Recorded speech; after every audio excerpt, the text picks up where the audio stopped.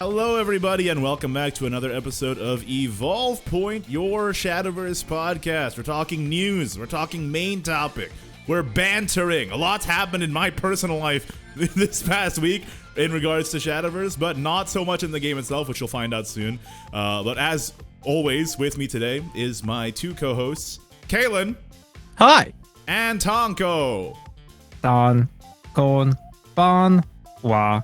Minasan. Hello. He's still going. Sorry. If you guys didn't know, if this is your first episode, I make Shadowverse content and I cast Shadowverse. Kaelan runs the Reddit and helps manage the Discord. Is that right? Yeah, that's accurate. And Tonko does streaming for Shadowverse too. Yippee! Yippee. That's accurate enough. What have you guys been up to the past week? I've been fighting on the bot front, and I tell you what, people that exclusively fight on Malevelon Creek are the problem with this goddamn war, and it's why we're losing. But didn't you guys win recently? I just saw a news article about it. No, we lost. Oh. The Creekers won. The war is being lost because the Creekers are only fighting on the creek. It's so funny to me that there's like game journalist outlets that are like reporting on what's happening in Helldivers as if it's a real war. It's really It is a real war. It's real to me. It's the best. What about in-game? What have you been doing in-game, Kaelan? In Shadowverse, I've been playing Hozumi and Unlimited because Unlimited feels fun to me and Rotation doesn't. And I've been hovering up and down in like rank around 95 best forest and top 1000 in Unlimited. Isn't this like Same the as third last week in a row that you've just been playing Hozumi? This guy No, is it's so the fifth. weird. He's so weird. He keeps playing Unlimited and enjoying it with Hozumi. Who does that? Yeah. It's not the Kaelan I used to know. Yeah, Hozumi's biggest enemy, though, is obviously the other better Hozumi deck. If you're using Oberon, the Cynthia variant destroys you. Rip. But it's very funny to me that the new expansion came out and Kaelan does not play Rotation at all, and he instead continues his third or fourth week playing nothing but Hozumi nonstop. That's because Dragoncraft isn't fun in Rotation unless you're playing buff. Yeah, Dragon's not very good in Rotation right now, which is part of why I quit the ladder. We'll talk about that in a bit when we get around to my turn. Tonka, what have you been up to this past week? Outside of just grinding chests, let's see. New Blue Archive event came out. This guy. Dude, you know how I used to rant about how the gacha in this game is so bad, I always had to spark? No, dude, this game has been so generous to me lately. It's kind of scary. In the last banner... Oh, no, go ahead. In the last banner, I pulled the limited event character within 20 rolls, and then in this one, I pulled her in like 50. So I'm actually kind of scared. Like, I'm having a too good right now. You're gonna get struck by lightning when you leave your house next time. Yeah, I've kind of washed out of all of the gacha games. I'm done. Like, I don't want... It's too much. Understandable.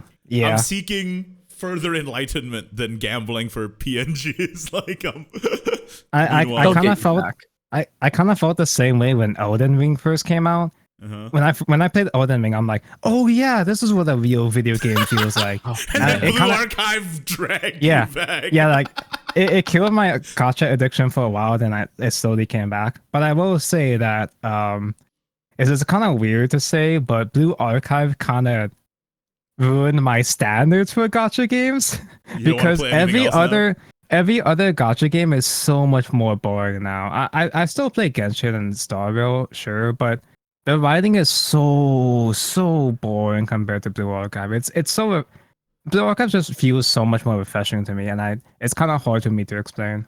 Yeah, I completely get that. It is what it is when like something just blows everything else out of the water, right? I mean, that's how I felt about Elden Ring with everything else when Elden Ring came out. Yeah. And this game has like no. This game has like no budget compared to the Hoyo games either. My problem, I uninstalled Star Rail because it just felt like a lot of guys standing around talking about stuff, and I'm like, this is boring. Yeah. I do prefer the gameplay of Star Rail because I'm a JRPG guy, so it is what it is. But I'm struggling really hard to get to the main story right now because I thought the writing in the Wofu arc was bad. It's not that the writing in this arc is bad. It's just I'm getting sick of all the yapping now. Like Starville is really bad at handling the war. It's kind of a lot for me to talk about right now, but I'm starting to see some cracks, and I'm kind of losing some patience with it right now. We got to start a new podcast where we just yap about whatever we want. Yeah, that's or what like most Evolve podcasts Point are, really. After show or something. That's an idea. Yeah. Anyway, for me, this past week, well, no surprise, I've been playing some Shadowverse, and then I decided to quit because I think Wrathblood is stupid. So I decided Join me in Unlimited.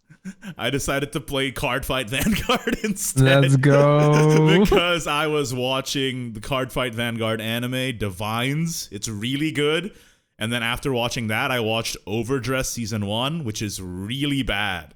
And then, yeah, you binged all that within a couple of days. It was pretty impressive. Within like 2 days, I watched all of Divines and all of Overdress Season 1. And I'm like, wow, this show is so good. Twitter feed. It went from like, this show is amazing, and then I started Overdress. I'm like, this is the worst show I've ever seen. Nice. But then I watched Shadowverse Season 1, and I'm like, oh, this is the worst show I've ever seen. Yeah. Oh, that's rude. But I haven't finished it. I'm on like 10 episodes in Shadowverse Season 1 right now out of 50, and I'm like, this is gonna be a slog. I only made it 4. Are you enjoying Shadowverse Season 1 less than Overdress? I'm enjoying it much more than Overdress because I actually know what the cards do. Nostalgia bait too. The quality of the writing is about the same, and I'm like, this is horrible. Yeah, I would say that Shadowverse Season 1, it's really bad, but the writing is somehow successfully less sloppy compared to Overdress Season 1. It's almost so bad that it's funny, whereas Overdress I was just so bored. You know? Yeah, Overdress when it's bad, it's just boring. Overdress has exactly 2 good episodes in Season 1, and that's it. But everything else is like incomprehensibly bad. There's like one exception to Overdress being bad, and there's one guy, and his name is Toya, and I like that guy. And everyone else, he carries Season 1. I freaking hate everyone else. I hate all these characters except for Toya, who is awesome. Yeah.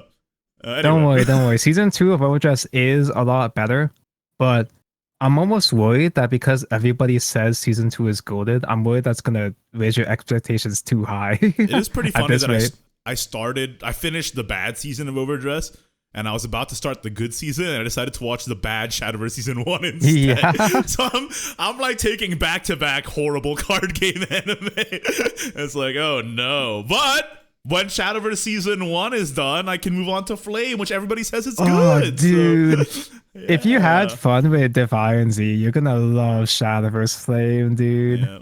So basically, here's the breakdown of all the protagonists I've seen so far from my week of anime binging, okay?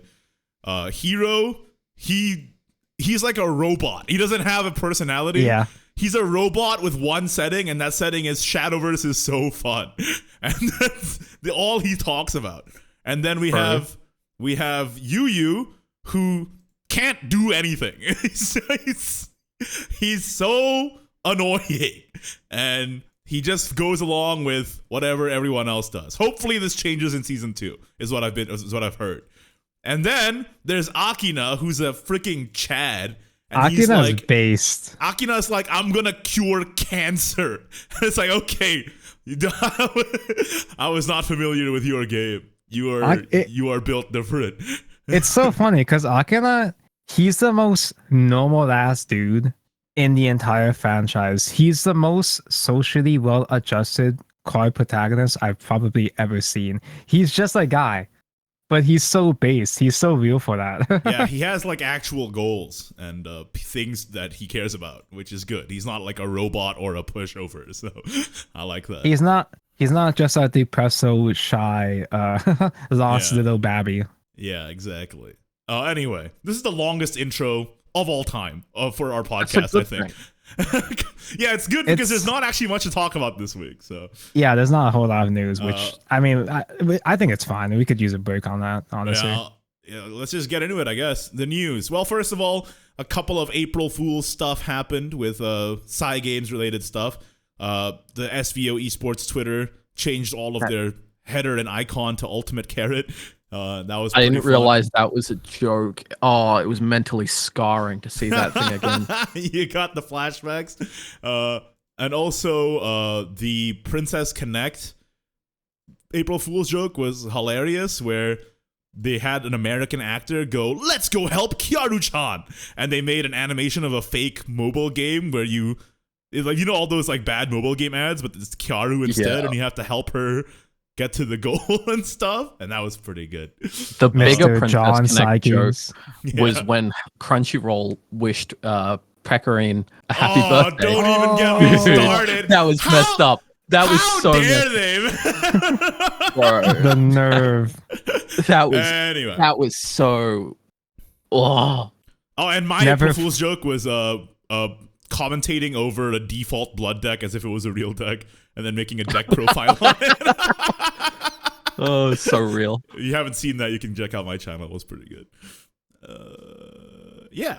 Any thoughts? I wonder, is the ultimate carrot an actual proper costume that they made, or is that just CG or AI? No, it's real. It's real. I met it in real life. If you want to see footage of it, you can skim through the 2017 World Grand Prix. It did invade our cast, and it was just like walking around on the show floor during 2017 World Grand Prix. For some reason, in 2017, a lot of Shadowverse promotional materials were hinged around the Ultimate Carrot. I think because they thought anime wouldn't appeal to Americans, so they just put all of the advertising as Ultimate Carrot instead. It was getting to the point where at TwitchCon 2017, in the bathroom, as you do your business, Ultimate Carrot looks at you as it's So they locked this costume away for 7 years. I'm pretty sure these are just old photos too. I think it's still locked away.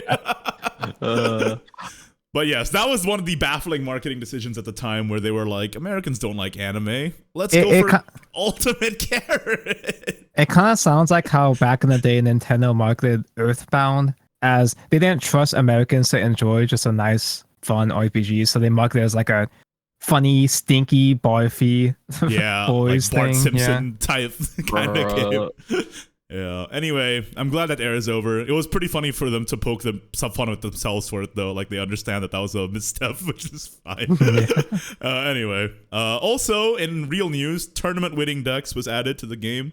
Yeah, you can go check that out if you want to net deck stuff. What has been winning? What's so funny about these tournament winning decks, though, is Rune didn't get one. Even one. Yeah. It's like by far the worst class. So. Actually, wait, Poltercraft got something? I didn't see these. Yeah. Rally and Artifact. Nice. From the JCG Open. Yeah. I mean, they're not bad. They're fine. Rune is by far the least performant, but I think Spell Boost is actually more fun to play than Natura Dragon. It's just that I was having success with Natura Dragon until I started facing Blood 100% of the time, and then I was like, I'll play something else. I can just steal this Latica Natura deck from the tournament winning decks and play rotation now. Oh, is he finally going to do it? Check back next week to see if Kaelan actually does it, or if he opens the episode with, "So guys, I've been playing Hozumi and Unlimited." Spoiler, he doesn't. I'm about to reach my goal of 500 wins, but if I kept up the pace, I could get to 1,000 before Worlds Beyond comes out. Yay. Finally, he's playing a class that he used to hate. What do you mean used to hate? I still hate Forest. I just became the enemy. Always will. All right. Well, there's also a chest event happening until April 7th, 1 p.m. Pacific time. It's happening right now. If you play the game, you're doing it with Rosy Court Magician Cosmetics. And by the way, Rosy Court Magician, goated card. I can't believe how good it is. Not only in rotation, but according to Kaelan, it's even good on Unlimited, which is awesome to hear. So. It's not single-handedly carrying D-Shift and Spell Boost Rune in Unlimited, but on top of Counter Magic, it's making it really hard to deal with Rune. I love it. It's really good in the Miser deck as well, where you just spam stuff. Like, if you can get 2 Rosy Courts out on turn 4, that actually does beat Blood, but it's, that's a bit of a high roll, but like, yeah, it's pretty nice. By the way, is it just me, or the chest drop rates are they not so terrible this time? I feel like I'm getting chests more frequently this time. I feel like they're about the same. Maybe it's never because had a I'm problem with chest drops, so I don't know. Maybe I'm just playing a good deck this time. Have you been playing Necromancy recently? I have, yeah. That's a good deck. It's so good, unless if you don't get Minth. I was watching your stream, Tanko, and you played Machina Shadow for so long, and then finally realized that deck doesn't do anything, and then changed to Necromancy. And it felt like I was seeing color for the first time. I feel like the only reason why Machina Shadow is good because it's the only deck that can maybe out control Blood. Like ironically, Machina Shadow also crushes Necromancy Shadow. That's kind of hilarious. Nice. Oh yeah, because I guess like your Lubel guys aren't gonna go through their roly-poly. Yeah, you don't have a clean way to clear the boards and just make another roly-poly board after that. Yeah, I will say Machina Shadow definitely. I did not expect it to be as good as it is. It's like one of the things I got wrong on the prediction. It's pretty crazy. It still feels kind of fake, but it still is, designed to destroy certain matchups, and it's not so bad at doing those specific matchups. It's just really bad on ladder because you're not guaranteed to see those matchups. During card review, I like Tunnel Vision on Nicola, but he's horrible, and you just play Machina with other stuff, and it's fine. Yeah. Anyway, Kaelan can't comment because he doesn't play this format. I mean, the actual expansion, though, Heroes of Shadowverse, added a lot of variation to Unlimited. Resonance Portal is really back over in Unlimited. Yeah. It is really good. I have not tried Unlimited Rezo yet, but I'm looking forward to it. We'll talk about that a little more in the main topic, I suppose, with our experience with the format. But also added to the main game, round 14 puzzles for Shadowverse Flame Sleeves is in the game now. How many rounds are they going to have for the Shadowverse Flame collab? It seems like it's been going on forever. They're pretty much caught up with the anime now, so I assume this is the last one. Probably. Well, until the arc comes out, right? Yeah, maybe, but I mean, it's the end of main Shadowverse anyway, pretty much. So I don't know if they're going to keep adding. Maybe they could. Maybe they could still randomly add in puzzles during maintenance mode too. That'd be kind of cute. And the arc, by the way, that leads into another piece of news that I forgot to add to the doc. The arc is coming in April 13th, so it's pretty soon, right? It's like in 10 days. Yeah. So, yeah, I get to have watch parties again. Yay. Let's go on over to the Shadowverse Open Community Tournament Support April prize list. It's been updated, so if you run a community tournament, you can get Hellfire Strike, you can get Mach Speed Maron emblems, and also Belphomet Lore Taker sleeves or Loving Embrace sleeves. So yippee. Those are nice sleeves. I'm surprised we didn't have those cards on sleeves already. Yeah. Do I not have Belfo sleeves like that? Oh no, well, do I need these? Not like that. You probably have them from the leader. Yeah, and that's a no, do I need to collect the no. You just have to you have to do is by the way, the Belphomet and the Hellfire Strike is only for the winner. And the Mach Speed Maron and the Loving Embrace are for participants. So if you enter a community tournament, you actually have to win to get that Belphomet sleeve. Yikes, that's rough. Well, wait for Alfie to make a new tournament and then get into it, bud. That's all there is to it. Just win. Just win, forehead. Just win, Lamau. The final piece of news, Heroes Battle, a streamer tournament for Shadowverse happening on April 6th, 12 p.m. Japan time, hosted by me. That's new streamers. Oh my god. I'm not competing this time, I hope, depending if nobody oversleeps. But it's going to be Tonko, Azuru, Taiga, Fiona, Vice, Rose Queen, Rumi Auberon, and Different Fight who are playing in that. So that's pretty exciting stuff. The winner gets 5 gifted, and that's it. What do you think I am, Mr. Moneybags? No, you get 5 gifted. Some familiar faces, some new faces. I'm going to actually play Portalcraft this time. Now that Sephi is gone, I should probably commit to being the Portalcraft guy, even though I prefer playing Necromancy right now. Well, Tonko deck lock is in 1 day, so. Oh no, yeah, I think I have my deck. And before like midnight tomorrow, Tonko's like, listen, here's the deck list, and it's Necromancy Shadow. I couldn't resist. Boy. All right, let's talk about esports news. JCG, a bunch has happened, okay? On the 27th, Mono and Amulet won. So basically right after the expansion came out, Mono and Amulet came in and took the day. Then on the 29th, it became Control, Latica, and Machina Shadow. So the meta shifted a little bit there. And then on the 30th, it was Take 2.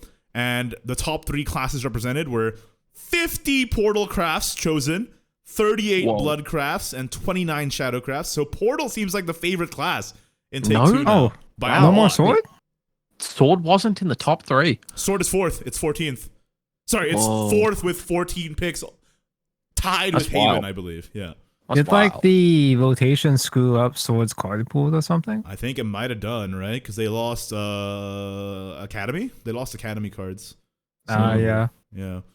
But Portal being the new top pick. That's pretty sick. Portal good. Yay, they're good in one format. Okay, 2, because Resonance, Portal, Unlimited. It's time for you to play Take Two, Tanko, it looks like. Yay, I have no tickets. And then on the 31st, the winner was Machina, Shadow, and Mono. So Machina Shadow's still doing good, and despite the rise of Wrath, Mono's still doing pretty good too. It's so weird that Wrath hadn't topped. Obviously, it's in top 8, I'm sure, but not the actual winner, though, which is interesting. Yeah, it's true. Well, lots of things can win JCG, because it's like, with JCG, I feel like as a 2D0B, I feel like you can kind of get screwed over. Yeah. Depending on how you're, just how the cookie crumbles. So there is that. Next up, we also have SVO Mini, which is happening on April 20th. Registration's open now. It was not an April Fool's. They posted April Fool's. We have a new Mini on 420. Haha. And then the day after, they were like, actually, that's real. Actually, yes, it is a funny date. It was pretty funny. Like, literally, they posted all the promotional images with the carrot, and they're like, haha, 420! And then the day after, they're like, okay, no, we weren't but joking. actually, no, please sign up. It's real. Please join. Yeah, I really enjoyed that. Also, this just happened, like yesterday. The details for Shadowverse University League 24-25, which is like the years, 2024-2025, have dropped. The first season entry period's happening from April 15th to April 29th. And for the grand finals, the winner gets 2 million yen and a trophy and a day 2 seed for the World Championship wildcard tournament. The runner-up gets 500,000 yen. That's a pretty big drop, actually, from 2 million to 500,000. Unlucky. Ooh, boy. And then third place tie each gets 250,000. So, wow. More than, it's like 4 times as much prize money going for if you go first instead of going second. That's crazy. What do you now? Yeah, like that's like the match of a lifetime for a lot of people, I think. Oh yeah. They're just like, that's money. I mean, I lost 4 times of what I got. So. Yeah, you get second. That's still really good, obviously. But man, you're gonna be so salty though. Yeah, and you don't get the trophy either, and you don't get the seed for World Championship. Yeah, that's such a heavy drop off. If the winner gets 4 times more money and day 2 seeds for even more money for the World Championship tournament, a World Championship qualifying tournament, I should say, the wild card. So yeah. Wow. Anyway, more details over on shadowversecampus.jp. University League is a lot of fun. I gate crashed one by accident when I was in Japan last time. And they had like a big gachapon machine. They gave out like promo packs. I got a vengeful pack out of mine. It was pretty cool. So hopefully it's they also gave me a candy bar, Shadowverse candy bar. Pretty cool. A Shadowverse themed candy bar. Well, it was just a normal chocolate bar and it tasted pretty good, but yeah.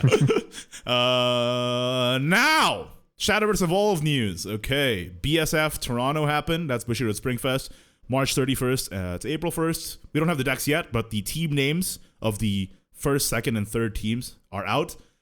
In third place, we have 7th Flame. That's pretty fun. Anime enjoyers. Base. And in second place, we have Sword.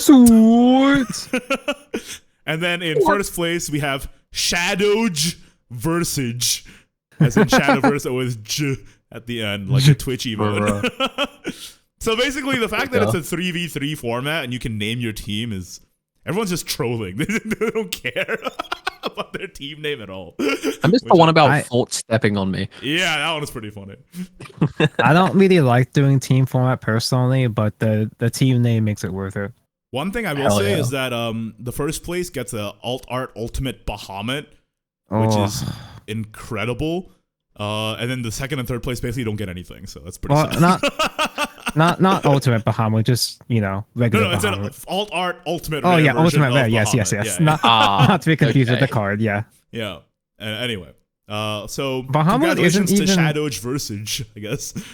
Bahamut isn't even really played in any decks as far as I'm aware, but it just looks so cool though. It looks incredible, yeah. If you're unfamiliar, just look up Bushiroad Springfest Bahamut on Google, and you'll see it, and you'll understand why people are competing for it. All right. So, by the way, boys, I have something really important to announce that has been revealed in Shadowverse Evolve. Okay. Eternal Whale has been revealed for Shadowverse Evolve. Yeah. This is incredibly important. That's for the Japanese edition, right?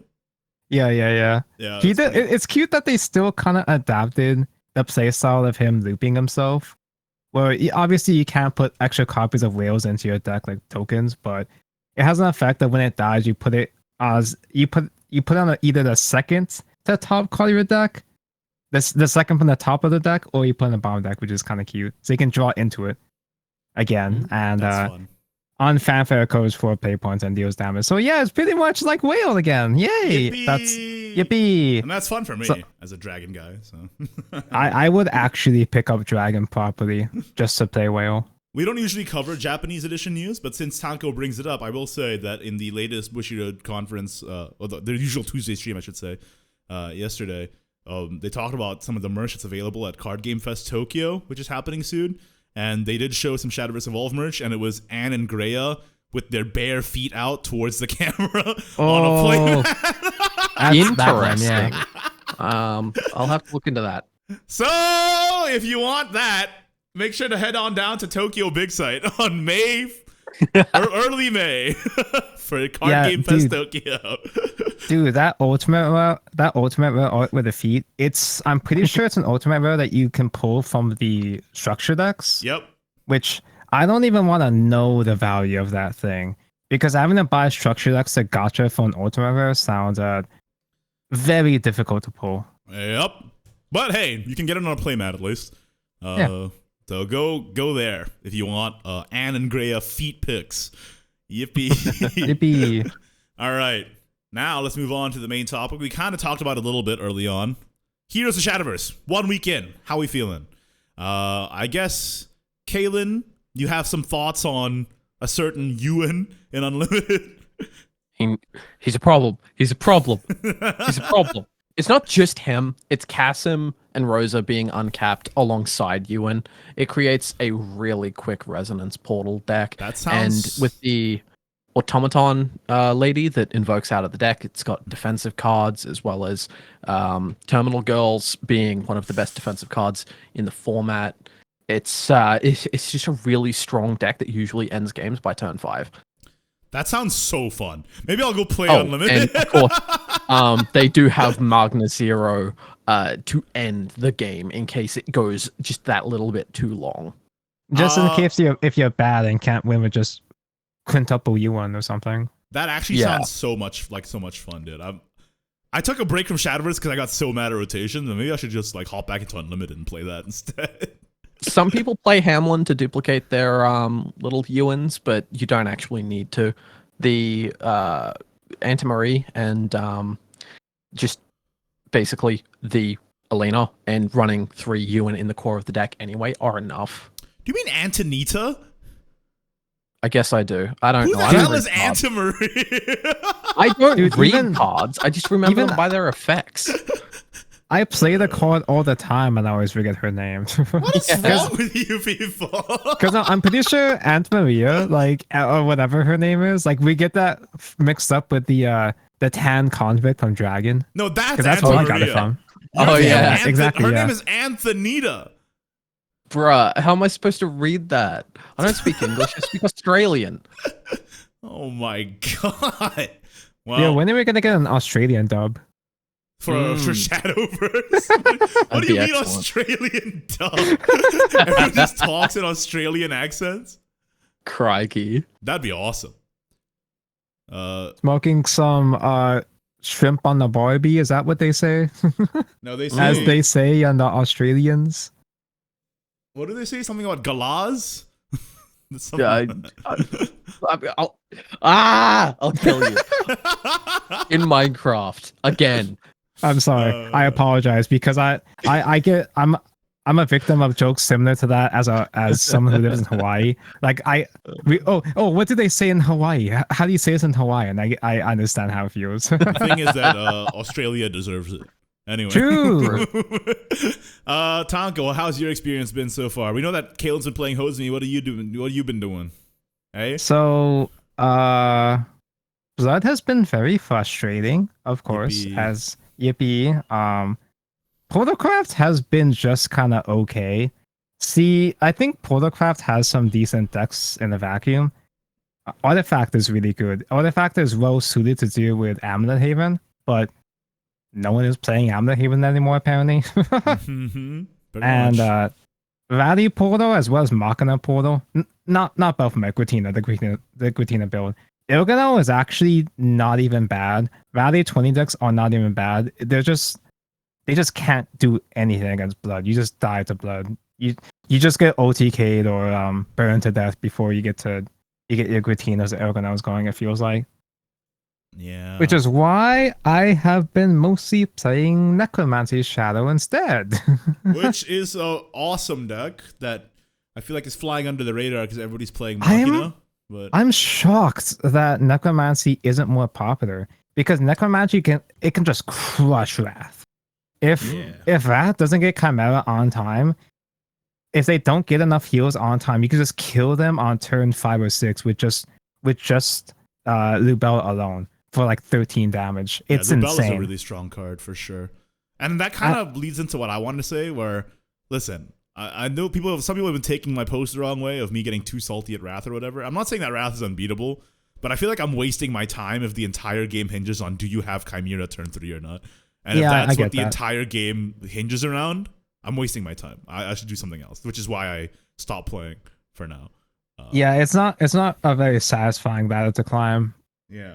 But I will say though, it kind of does give me some similar vibes of me trying to fight through Tier 0 Vengeance back in Rebirth, which I think I mentioned that last time where I made a comparison to Rebirth Vengeance before. But just the fact that I can actually try to fight against the single most popular deck on ladder.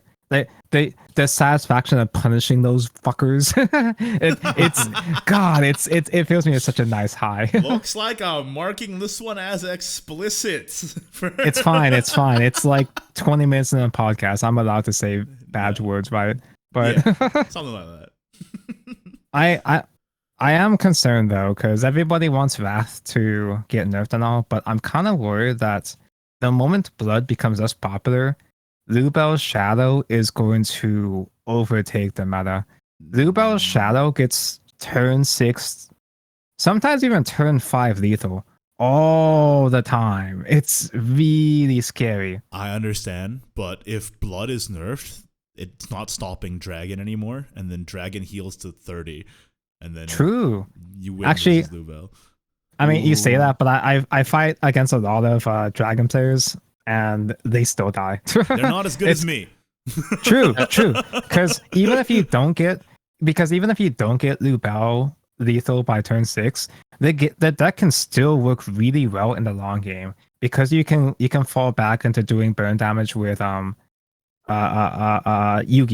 with Atem. Atem is really good.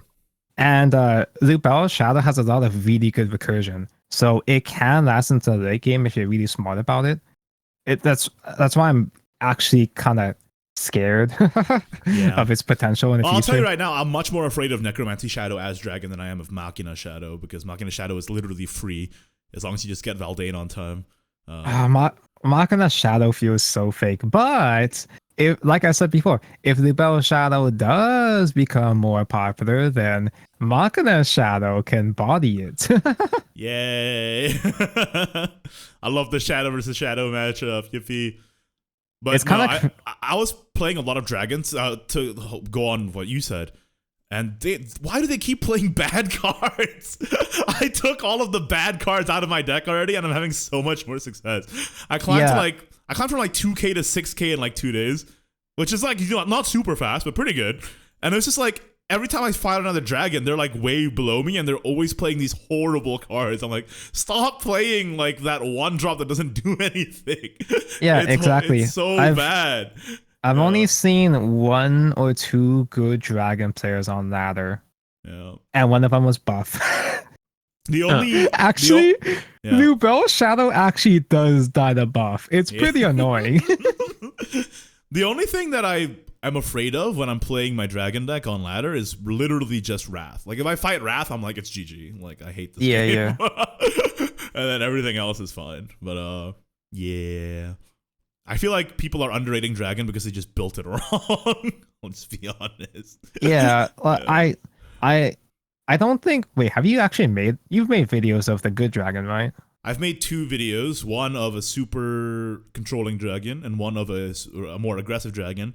And the one that I climb with is somewhere in the middle, and I have not shared that one yet because I don't steal it. Don't sell sauce. In fact, in fact, Igni, I'm telling you, never make a Lubel Shadow video.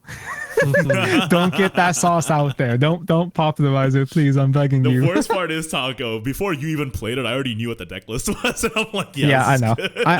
I knew the deck was floating around before that. I'm just surprised that it hasn't picked up any attention, which is it's so good and it's so well suited for the current ladder. I don't understand why it's not more popular, and I'm glad it's not more popular.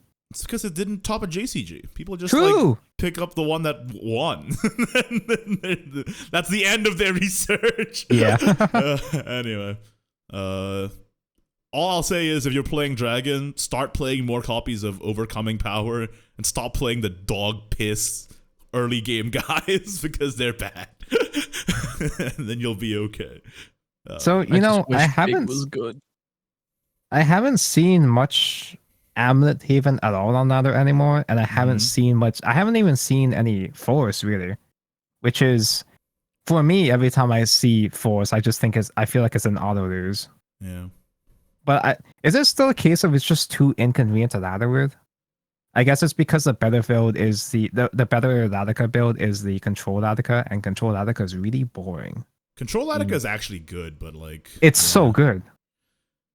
Again, another deck I'm glad that no one ladders with. This is why everybody needs to start playing Overcoming Power in their Dragon decks. I don't know why some people cut that out because it turns all of Lubel's little guys into 1 attack instead.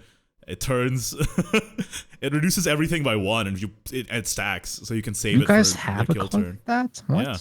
It stacks so you can do it on their kill turn. So against Ladika, you can do it on their kill turn, and then Ladika does 2 less damage.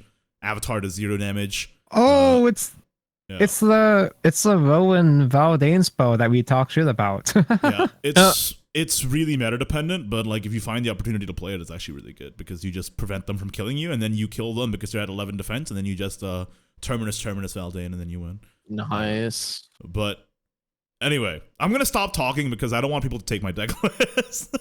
I will say that was actually now that I'm remembering this, this was I did die to the one other good dragon player I saw because he prevented my lethal from my Vermideus. Wait, no, that's a Portocraft card.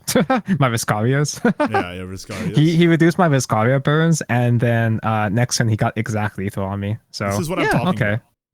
Yeah, just be a good dragon player. Overcoming Power is really good in the current meta. Don't test me. Anyway, it doesn't matter to me. Maybe I should just release the deck list because I'm not playing the ladder anymore. Like I'm just waiting for Wrath to get nerfed. So whatever. I mean, Igni, pass the good deck list to Kaelan. He needs something to play for rotation. I gave it to Suyu, who is a competitive player, and he's like, yeah, it's not bad. And I'm like, yes, got the approval. Nice. But he's playing under 10, so I don't know how much he's trolling at the mo. So there you go. Is that it? 1 weekend. Here's a Shadowverse. Any other final thoughts? Swords fallen off in Unlimited. Every other class has representation. Oh my god, I forgot that sword was a thing that fell off in rotation too. Sword is sort of sneaking in some wins against bad Wrath players who overextend their Wrath, and then they just die to the storm. But I feel like that's only people that's a skill issue for the Blood player, honestly. in my opinion. Sword fell off on Unlimited too?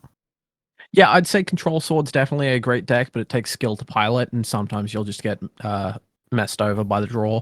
Yeah. Or your opponent. Yeah, I guess that's fair. Most Sword players don't have skill, so. Whoa, that's a bit rude. Yeah. It is sad. It is sad that Sword has like no rep anymore, just in either format. I'm sad that Tetra never took off. Dude, Tetra is so bad. She's so bad. I haven't tried her yet, but I've lost to it, but that's only if I brick supremely and they get the nuts. Yeah, exactly. Yeah. But if they don't, they just lose. They need to get like 2 0-cost gingers for that deck to be playable. It's like, okay. Ooh. Boy. And also, if I get my Overcoming Power, their Azure Blast only does 1 damage. So, Overcoming Power is good against that too. Nice. It's just a good card. Anyway, I'll stop harping. I will say though, I am surprised that this expansion has had so much of an impact on them Unlimited, considering the amount of resurgent cards there are. I think it added diversity to Unlimited that Unlimited didn't need necessarily. It hasn't really changed the meta in that the top decks from before are still the top decks now, but there are new decks in tier 1. It's just that like Rosy Court Magician is impactful because it's just a good card, and getting 6 wins is good. Rosy Court, yeah. Yeah. Once again, another expansion where Unlimited is more diverse than rotation. Yeah, dude. There's so many people posting screenshots of their rotation ladder, and it's just blood all the way down for the whole page. It's like, this is embarrassing. Whereas my last 30 games in Unlimited is everything except Sword. You know. Nice. So they are nerfing blood, right? Surely, right? God, I freaking hope so. If they don't, I guess it's another week of playing Deer Days or something. I don't know. It's so funny that Blood's running rampant in rotation, because over here in Unlimited, if you lose to handless Blood, it's your own damn fault for not running the 9 counter cards that are available to you. Yeah. You can just run 6 copies of Dawn Splendor and 3 copies of one play point Glistering. Doesn't Resonance play the Cravings as well? So yeah. Yeah, like I hate playing against handless, sure, but typically it's my own damn fault for not being better prepared for it when I know I'm gonna fight it. Yeah. Dawn Splendor is a must-have in Unlimited. It just shuts down so many decks. So I guess the final question to wrap up the main topic, because I feel like we could just go on and on forever. What's it's your a podcast. That's the point. I gotta end at some point so I can publish it. What's your favorite deck so far of this expansion? 1 week in. Lube. I like the Lube deck. It's really nice. It's fun. It's aggressive. I do have a lot of fun with Artifact though. Artifact is obviously not as good, but it does feel really nice to pilot now.